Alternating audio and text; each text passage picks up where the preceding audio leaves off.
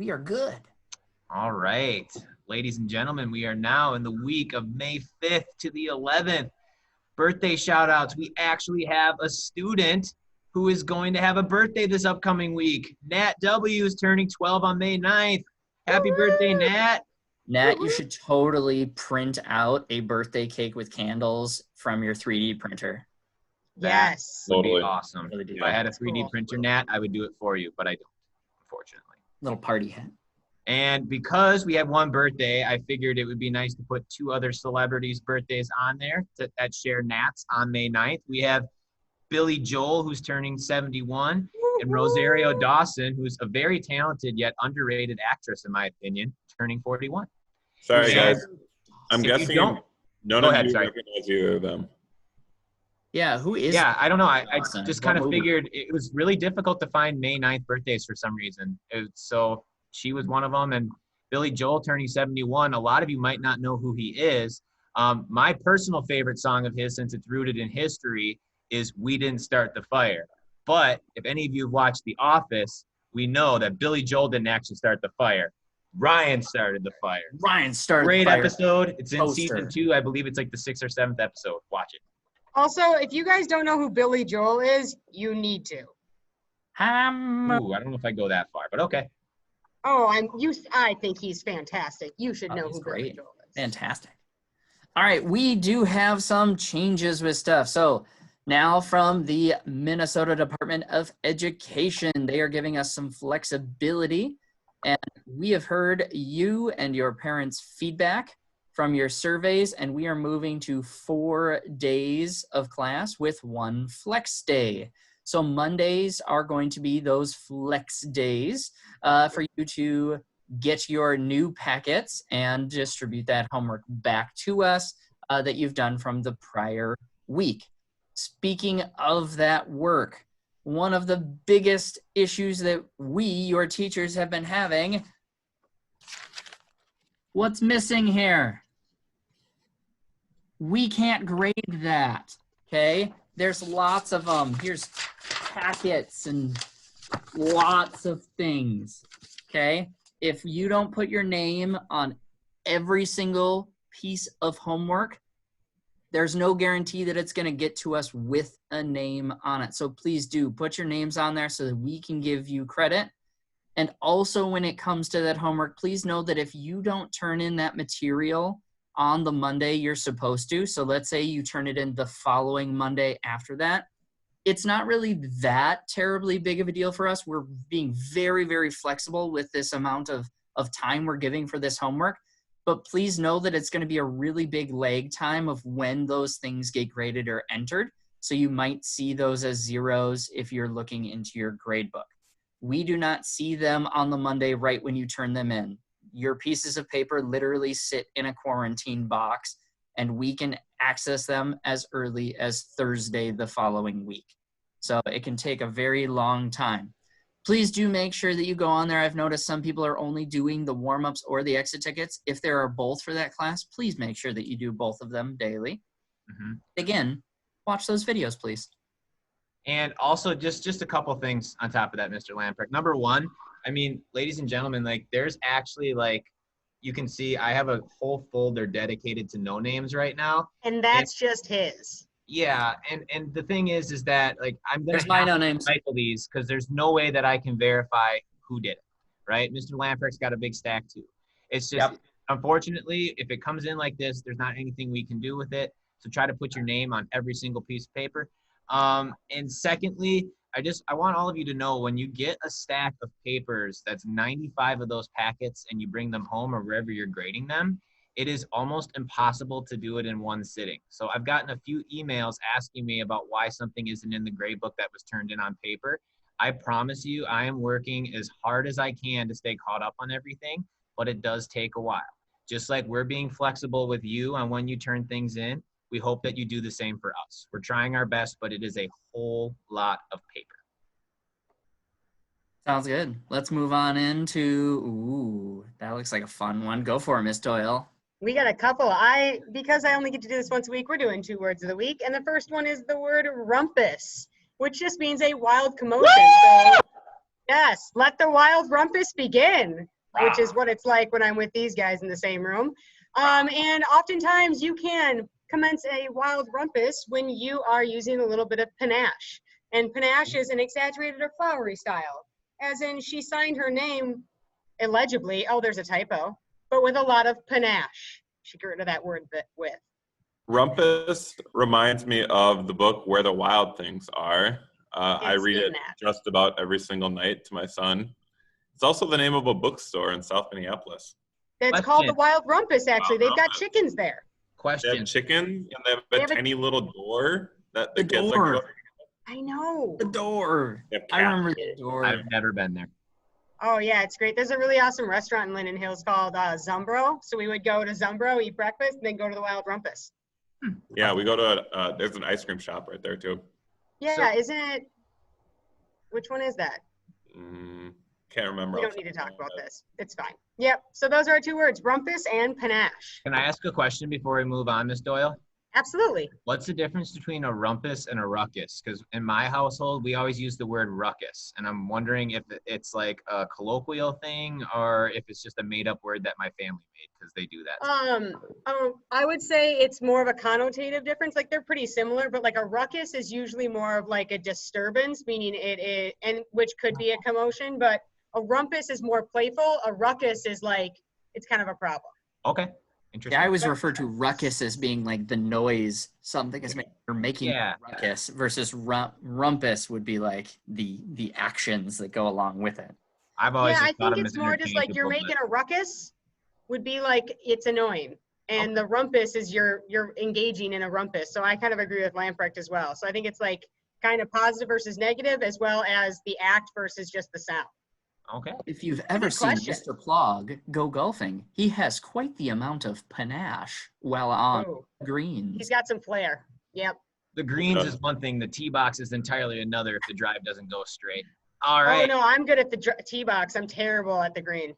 No, I'm saying if it doesn't go straight, there's some panache going on in the tee box. It's not good. So this week in history, we're focusing on May 5th this week. And in 1862, this is a widely celebrated day in both Mexico and the United States. Mexico defeats France in a major upset in the Battle of Puebla. The feat has since been the inspiration for the celebration of Cinco de Mayo, otherwise known as in English, 5th of May. It is still widely celebrated. And we did talk about this in the Latin American unit like last week. So I figure for a lot of you, this should be a review. And in 1891, Carnegie Hall opened. It was formerly known as Music Hall. Like literally, it was just called Music Hall.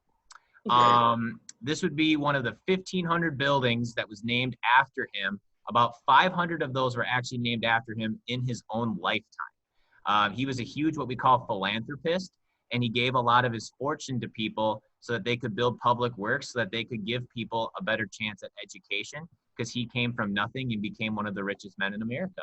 And we will talk about him on Friday. Yes. Is he the guy? Is the Carnegie Deli named after him too? Do you know? That I don't know, but the Pittsburgh Steelers, he's from Pittsburgh. He owned the big steel corporation there. So the Pittsburgh Steelers are created because of the result of his company, Carnegie Steel. Wow. So That happy reminds me Cinco kind de of of- Mayo, those that are celebrating. I mean, they're my second favorite football team too, so I'll give him that. That's pretty cool that he was responsible for creating them Ooh. indirectly. Yeah. Language arts connection. The Ravens, Baltimore Ravens. We just read this by Edgar Allan Poe, the only professional sports team to be named after a classic poem. Yeah. You should stop. Yep. Never Okay. more. Never more. Okay, next slide. Also, happy Ramadan for those of you that are celebrating as well during this time period. Correct.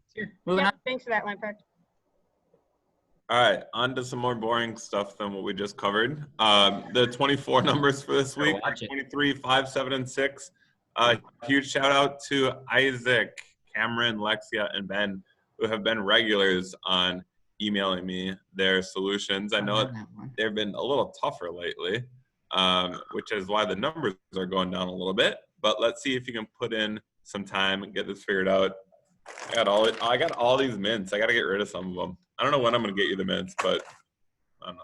Maybe I'll try to send them with your packets at some point. Just load up people's lockers when they come Yeah. to hall and just Just open the locker and Birds. just falls out. I don't have this one. Yeah, I don't have I'm this one. really stumped on this one. That's why I've been so quiet. I've just been staring at it. I got nothing. My dad. It's tricky with numbers that are really close to each other, and then that one large number. Yep. Yeah. All right. Should we stare at Our- it? Our science fact, if you were wondering what the temperature is outside, if you had access to only one cricket to listen to, and hopefully it's a male cricket, you listened to that cricket for 15 seconds and counted the number of chirps it did, and you added the number 37, it would tell you the current air temperature in Fahrenheit. Fahrenheit? I was just gonna say Fahrenheit or Celsius. Yep, in Fahrenheit. Is the Fahrenheit scale based on a cricket in any way?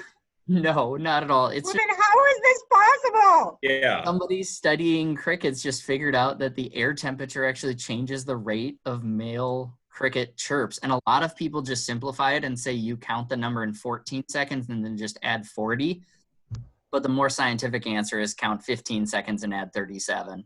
But how is So- it a consistent rate that it's always plus 37? I don't understand. Yeah. It- Also, when it's like cold, like so crickets don't chirp when it's real cold. Then Or they chirp really slowly. Or are they alive? It's so few and far between, you don't even notice it. Makes sense. Yeah. Wait, do crickets live in the winter, guys?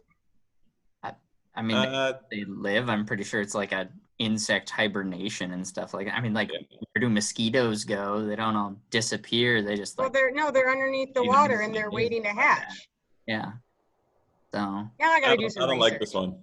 I don't you like gotta this. find a cricket I first. and love make it. sure I it's just only don't know if I one. believe it, but This Mr. is stressing me out. Lambert- I actually have to say, Plug, that I have heard this before, meaning I'm gonna say you should believe it. I think it's true. Okay. All right, let's all get crickets. Yeah, that's what I was gonna say. I'm gonna go get a pet cricket. Yeah. Prove it. Weird. All right, that's me. Okay. So, like we said, we are now switching from Mondays to, or not Mondays, sorry. We are switching from Tuesday to Friday. So Monday will be that flex day. So as you can see down here, Monday it says flex day. So next week we are beginning our Prince and the Pauper unit. And so Tuesday and Wednesday, we're gonna take some notes on the time period in which this book is set. And then you are going to begin reading the book. You got a purple or like maroon book when we did the materials distribution a few weeks ago. And so you're going to start reading that. Some of you might also get a packet this week that you can read from as well. I made it really obvious this week what you're supposed to keep, like your notes, and what you're supposed to turn back into me, like your reading guide. If you can't figure it out this week, I don't know how to help you. Finally, the last bit is at the bottom, you can see turn in your Julius Caesar book. I will be accepting those as long as you can turn them in. So please don't forget about returning those books to me. I would like to read that again next year. That's it. That's all I got. And I would like to, and I'm not going to be able to write it because I didn't do that, unfortunately. But today, when I got into school, I took a look at French Revolution textbooks, ladies and gentlemen. And I'm Ooh, going to yeah. be totally honest with you. We are light, okay? We do not have enough of those hard copy books coming in. So if you still have it, you need to turn that in next week, okay? And also on top of that, you're going to be turning in your Latin American textbooks. That is on the top because we are done with that unit this week, okay? So we're going to be finishing up the rest of Latin America. We're going to be doing Brazil on Tuesday and Wednesday. Thursday is going to be your quiz. And then Friday and Monday, we are going to be doing the first reading guide of the Industrial Revolution, which is going to be the new book that you received. That will be due on Tuesday. We're going to assign it Friday. And then if you're not done with it, you can use Monday to get caught up with that. Nice. I like that idea. I was trying to do my Brazilian dance and doesn't Yeah, I didn't know what that was. Nailed it. didn't work at all. Nailed it. Yeah, I think you were closer to a cricket there. All right. For the majority of you in the regular math class, we are going to continue working with circumference and area of circles. 11.3 is a 2-day lesson because it's working more with word problems, as well as if you're given the area or the circumference and you have to find the diameter or the radius. So it's a little bit more difficult. So we're going to spend 2 days on it. And on Friday, we're going to be reviewing units 8 to 11. I'm going to give you a whole extra week to get that finished up. So that won't be due until Monday, May 18th. You know 11.2, the year The- or the specific queen that knighted conference? oh yes, Sir conference? yeah. It's an oldie I but a didn't like goodie. that. Oh, okay. Yeah. Oh man. Don't see it. Just see what you cricket, cricket, cricket. Yeah. Go and chirp. Yeah, it's like 40 degrees out right now. All right, so yeah. It's actually not. Well, It's see very you later, nice. Lamprecht. All right, so turn in unit 8 to 11 on Monday, May 18th. And for the honors class, we are going to be continuing simplifying algebraic expressions. You see that it's one lesson a day. It's a lot, but the problems are not very difficult. If you can add and subtract and multiply and divide integers, you'll be fine. And then that Monday, you'll turn in 3.1 to 3.4. Actually, there's a typo there, 3.5. I'll give you an extra week on that. And that's all I got. It didn't work when I hit the button. All right. In science, this last week we didn't have anything to turn in. This week we will. We're continuing engineering into bridges. We will just focus only on bridge vocabulary. You know that I like to front load all that vocab. So we're only doing vocab. So you're going to have 2 days to work on the Quizlet. I do want you to write down your own paraphrase definitions of all the vocab terms at least one single time. That's all based on trying to get that into your memory rather than copying and pasting, or I would have put it as a digital homework. So I did not, to try to help your memory on those particular vocab terms. You will take the vocab quiz. There are some extra credit questions on that quiz that we have not covered yet that will be covered in the next week's video documentary. So I'm leaving those on there in case you look up the answers. They will count as, what are you doing, Plum? They will count as extra credit on that particular quiz. You can turn in, or please turn in, the vocab sheet and the quiz on Monday. All right, Plog, let you take the last one here. All right, so for our moment of Zen this week, I wanted to focus on one of my all-time favorite movies. And, you know, I understand with quarantine, it's getting a little bit long. And I know if I were in your situation, being 11, 12 years old, my brother would have been 9, 10 years old. And at this point, things would have probably been getting a little bit rough. And I want to mention from Jackie Moon, the Will Ferrell character in Semi-Pro, he has one rule, and that's ELE. Everybody love everybody. So Mr. Lamprecht, if you don't mind. So I know some of you might be getting into fights with your brothers or sisters, siblings, people you're living with, but try to understand we're all in this together, and the better we get along, the better it's going to go for everyone. Hopefully you don't have to put ice packs on your head because you were fighting each other and hitting each other with drivers and baseball bats. But that's another story entirely. That's all I got. Yeah, Yeah, Olivia, lay off Raylan for a while. Yeah, be nice. He tries. Yeah. Have a great week, guys. Bye. Bye. Take care, Miss you. everybody. Stay safe.